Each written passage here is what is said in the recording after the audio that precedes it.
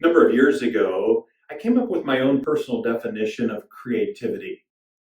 I define it this way: creativity is the art of making the mundane really meaningful and memorable. Maybe today you're saying, "Help, I'm not creative." Maybe you're saying, "Help, I've been stuck in this house way too long and my bucket of creativity is empty." If that's you today, let me suggest to you two elements that will help you with creativity. Now, they're not original with me. There were two books that I read a number of years ago. One is called Thinker Toys, and the other book is entitled The Power of Moments. And I walked away from those two books with two elements that can help each one of us be a little bit more creative in this really unique season that we're in. The first is the element of surprise.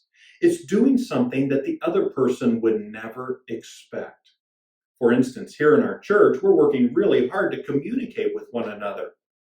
We're writing notes, we're texting, we're making phone calls. But sadly, a lot of times we only communicate with the people who we know very well. In fact, those are people who, when we call them, they say, "Kind of expected you to call me." But in our care for one another, what if you were to say, "Who in our church would least expect me to call them?" Maybe you surprise them by surprising them in that you communicate to them in a different way. For instance, they're expecting you to call them. Instead, you write an old-fashioned letter. And when they get the mail, they are surprised that you wrote them. The second element is the element of uniqueness. And what I mean by that is, can you do a normal thing a new way? Maybe you just do it at a new time.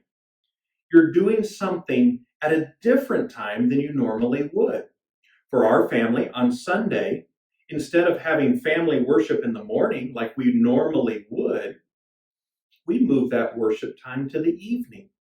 And that simple shift of moving the time helped take something that could become mundane, ordinary. It makes it a little bit more meaningful and a little bit more special or unique. You could also just kind of add some new elements. One time I played kickball with a group of kids, and instead of kicking a ball, we threw wet sponges. And instead of bases, we had inflatable pools filled with water. Look at the things you're doing in your home and say, could we change a few elements and make this creatively special and unique? Last, maybe you just change the process. You bring a new process to make something unique. Simply as this: what if instead of eating dessert after the meal, you start with dessert and then eat the meal? All you did was switch the process up. Look at the normal things like doing dishes and doing the laundry. How can you do those normal things in a new process or in a new way? May each of us be just a little bit more creative these days.